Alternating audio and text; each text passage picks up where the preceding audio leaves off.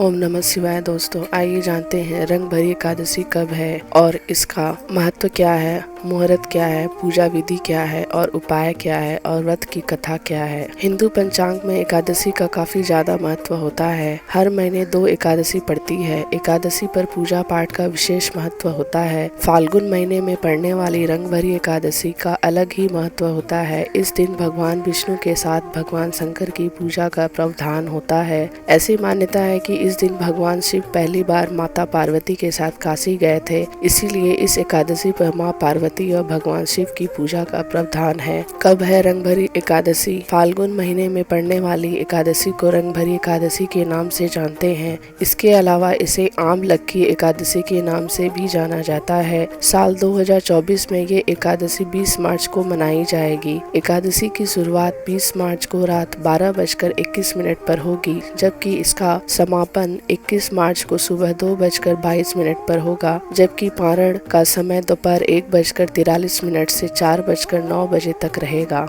इस एकादशी के दिन भगवान भोलेनाथ तथा माता पार्वती की काशी विश्वनाथ की नगरी वाराणसी में विशेष पूजा अर्चना होती है। इस एकादशी पर भगवान श्री विष्णु के साथ साथ भोलेनाथ और माता पार्वती का पूजन भी किया जाता है। आइए जानते हैं इस एकादशी का महत्व क्या है। मान्यता अनुसार रंग भरी एकादशी का दिन भगवान शिव की नगरी काशी के लिए विशेष होता है। इस दिन भगवान शिव माता और गौरा ने गणों के साथ रंग गुलाल से होली खेलते हैं। यह दिन भगवान शिव और माता गौरी के वैवाहिक जीवन में बड़ा महत्व रखता है। इस दिन काशी में बाबा विश्वनाथ का विशेष श्रृंगार होता है और उनको दूल्हे के रूप में सजाते हैं। इसके बाद बाबा विश्वनाथ जी के साथ माता गौरा का गौना कराया जाता है।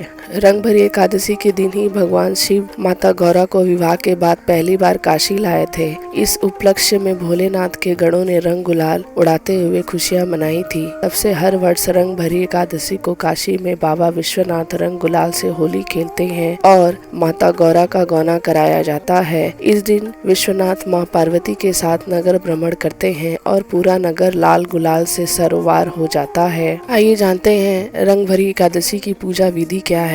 रंग भरी एकादशी के दिन दैनिक कार्यों से निवृत्त होकर स्नान आदि करके पूजा स्थान पर भगवान शिव जी और माता गौरी की मूर्ति स्थापित करें। अब भगवान शिव और गौरी माता का पुष्प, गंध, अक्षत, धूप, अबीर, गुलाल, चंदन और बेल पत्र आदि से पूजन करें। पूजा के समय माता गौरी को श्रृंगार सामग्री अर्पित करें। तत्पश्चात रंग और गुलाल अर्पित करें। फिर घी का दिया प्रज्वलित करें। दिया और कपूर से भगवान की आरती करें। ओम होम जुंग संग मंत्र की कम से कम 11 माला का जाप करें। अब शिव पार्वती श्री हरि विष्णु के मंत्र स्तोत्र चालीसा का पाठ करें। रंग भरी या आम लक्की एकादशी का पाठ पढ़े अथवा सुनाए। रंग भरी एकादशी के दिन उपवास रखकर एक बार फलहार ग्रहण करें। आइए जानते हैं रंग भरी एकादशी के क्या उपाय हैं। इस दिन माता गौरा को श्रृंगार सामग्री चढ़ाने से जहाँ सुहाग की उम्र बढ़ती है, वही जीवन खुशहाल बनता है। इस एकादशी की रात में विष्णु जी के समक्ष 9 बत्तियों का दीपक जलाए तथा एक बड़ा दिया अलग से प्रज्वलित करे जो रात भर जलता रहे। इससे शिव जी के साथ साथ श्री विष्णु माँ लक्ष्मी प्रसन्न होकर अपार धन का आशीर्वाद प्रदान करती हैं। रंग भरी एकादशी के दिन 1 लोटा जल लेकर थोड़ी सी चीनी मिलाएं तथा यह जल पीपल वृक्ष में अर्पित करें तथा सायंकाल पीपल की जड़ में घी का दिया जलाएं। इस उपाय से ऋण मुक्ति मिलेगी तथा धन की प्राप्ति के योग्य बनेंगे। इस दिन शिव जी पर अबीर गुलाल अर्पित करने से जीवन में चल रही आर्थिक परेशानियां दूर होती हैं। इस दिन पूरे मन से शिव गौरा का पूजन करें। हर कार्य में सफलता प्राप्त होगी।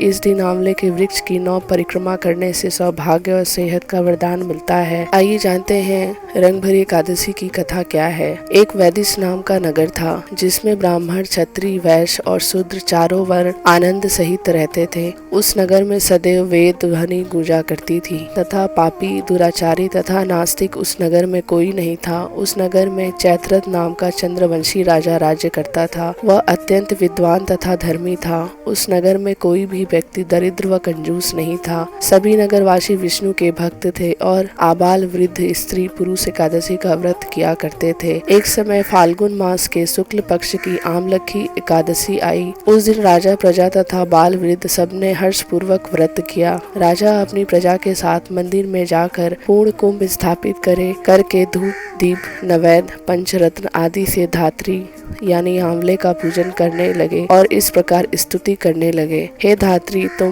ब्रह्मा स्वरूप हो, तुम ब्रह्मा जी द्वारा उत्पन्न हुए हो और समस्त पापों का नाश करने वाले हो। तुमको नमस्कार है। अब तुम मेरा अर्घ स्वीकार करो। तुम श्री रामचंद्र जी द्वारा सम्मानित हो। मैं आपकी प्रार्थना करता हूँ, अतः आप मेरे समस्त पापों का नाश करो। उस मंदिर में सब ने रात्रि को जागरण किया। रात के समय वहाँ एक बहेलिया आया जो अत्यंत पापी और दुराचारी था। वह अपने कुटुंब का पालन जीव हत्या करके किया करता था। भूख और प्यास से अत्यंत व्याकुल वह बहेलिया इस जागरण को देखने के लिए मंदिर के एक कोने में बैठ गया और विष्णु भगवान तथा एकादशी महात्म्य की कथा सुनने लगा। इस प्रकार अन्य मनुष्यों की भांति उसने भी सारी रात जाग कर बिता दी। प्रातः काल होते ही सब लोग अपने घर चले गए तो बहेलिया भी अपने घर चला गया। घर जाकर उसने भोजन किया। कुछ समय बीतने के पश्चात उस बहेलिया की मृत्यु हो गई। मगर उस आमलक्की एकादशी के व्रत तथा जागरण से उसने राजा विदुरथ के घर जन्म लिया और उसका नाम वसुरथ रखा गया।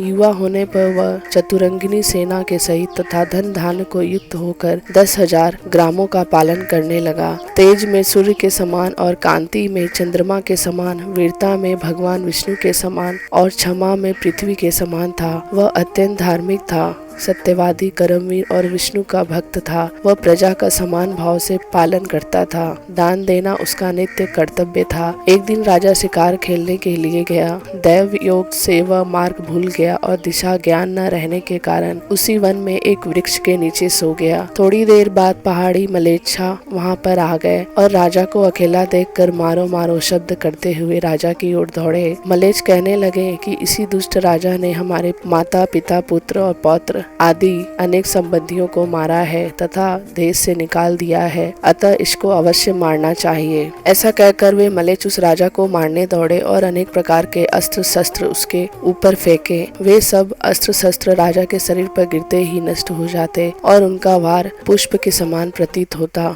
अब उन मलेच्छों के अस्त्र शस्त्र उल्टा उन्हीं पर प्रहार करने लगे, जिससे वे मूर्छित होकर गिरने लगे। उसी समय राजा के शरीर से एक दिव्य स्त्री उत्पन्न हुई। वह स्त्री अत्यंत सुंदर होते हुए भी उसकी भ्रिकुटी टेढ़ी थी। उसकी आंखें से लाल लाल अग्नि निकल रही थी, जिससे वह दूसरे काल के समान प्रतीत होती थी।